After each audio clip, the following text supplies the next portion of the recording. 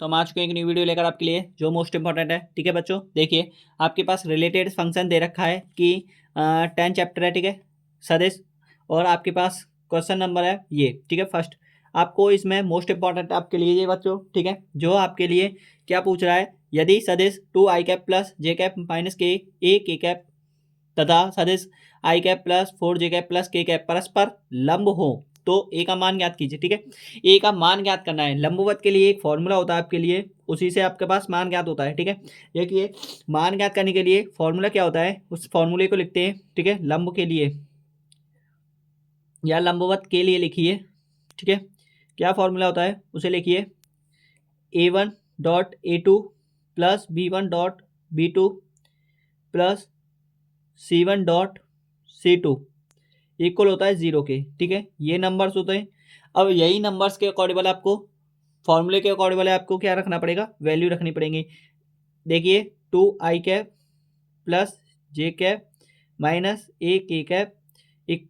ठीक है, एक तो आपके पास वेक्टर ये दे रखा है तो कैपिटल ए वेक्टर मान लीजिए इसे, और एक वेक्टर आपके पास बी वेक्टर दे रखा है जो आपके पास दे रखा है i cap plus 4j cap plus K cap.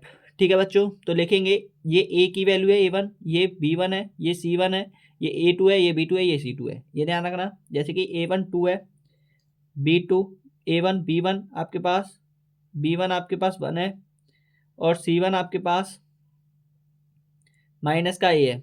ऐसे ही सेम कंडीशन इधर देखिए, a2 आपके पास 1 है, यहाँ से 1 आएगा, ये इसके आगे 1 होता है, b2 के आगे 4 है और c2 के आगे आपके पास 1 है।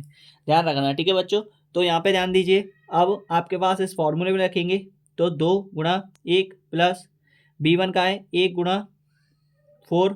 ठीक है, और c1 का करोगे तो माइनस का a गुणा 1 इक्वल 0 हो जाएगा। 2 एकन 2 प्लस 4 एकन 4 माइनस का a इक्वल 0। ठीक है, तो 4 और 2 कितना हो गया 6 plus sorry minus minus minus लिखेंगे, माइनस ए इक्वल 0, ए इधर जाएगा तो ए इक्वल आएगा 6। ठीक है, तो यही 6 क्या हो जाएगी आपके पास आंसर हो जाएगा। ठीक है, क्या कॉन्सेप्टली ये क्वेश्चन हो चुका है। ठीक है, एक क्वेश्चन आपका ये है। ठीक है, देखिए एक क्वेश्चन आपके पास ये है। देखिए आपके पास इसमें कौन पूछ रहा है, सदिश दे रखा है। ठीक है, 2i cap plus J cap plus 3k cap, और देखिए बच्चों ठीक है 3i cap minus 2j cap plus K cap के बीच के कोण ज्ञात करना है, थीटा ज्ञात करना है आपको। ठीक है, तो आंसर निकालेंगे इसका। देखिए मोस्ट इंपॉर्टेंट आपके पास सेकंड क्वेश्चन है। ठीक है, आपके पास सदिश दे रखे हैं, इसे आप ए वेक्टर कैपिटल मान लीजिए, 2i cap plus J cap plus 3k cap. B vector आपके पास दे रखा है 3i cap minus 2j cap plus K cap. आपके पास फॉर्मूला होता है कॉस थीटा इक्वल होता है ए डॉट बी बट्टे में मॉड ए मॉड बी।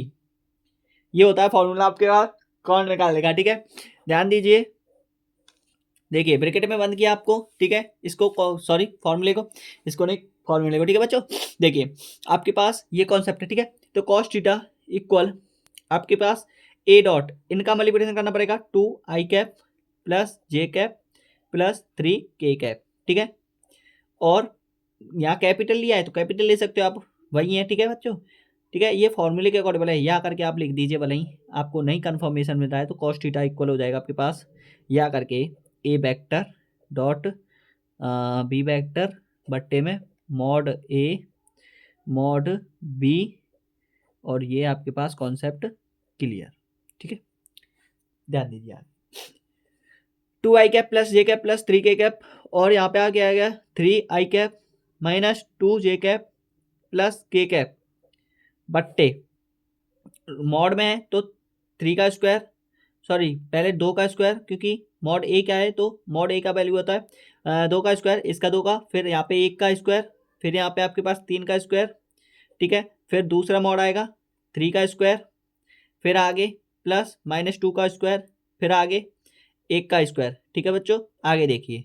ठीक है, यहाँ तक क्लियर हुआ, आगे देखिए, ध्यान देते जाइए और कॉन्सेप्टली समझते जाइए। कॉस थीटा इक्वल आ जाएगा आपके पास, गुणा करते हैं तो 2 का गुणा आई कैप का गुणा आई के साथ, जे कैप का गुणा जे के साथ, के कैप का गुणा के साथ। ठीक है, 2 तिया 6 माइनस 2 एकन 2 प्लस 3 एकन 3, मॉड डाल देंगे अगर नेगेटिव साइन आता है तो, ठीक है, क्योंकि थीटा इक्वल पॉजिटिव साइन, ठीक है। तो 2 का वर्ग 4 होता है, 1 का वर्ग 1 होता है, 3 का वर्ग 9 होता है, ठीक है। आगे ध्यान दीजिए, 3 का वर्ग 9 होता है, 2 का वर्ग 4 होता है, 1 का वर्ग 1 होता है। आगे देखिए कॉस थीटा इक्वल कितना हो जाएगा यहाँ पे, कॉस थीटा इक्वल देखते जाइए बस आपको, ठीक है, कॉन्सेप्ट समझते चलना है, ठीक है बच्चों।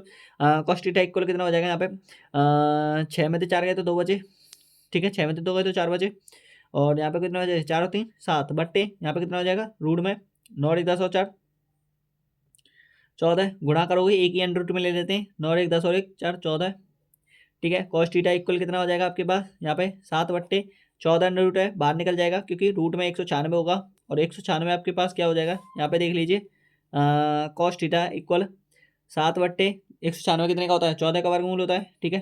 तो 7 दूनी 14 होता है, आपके पास कितना हो जाएगा 1/2।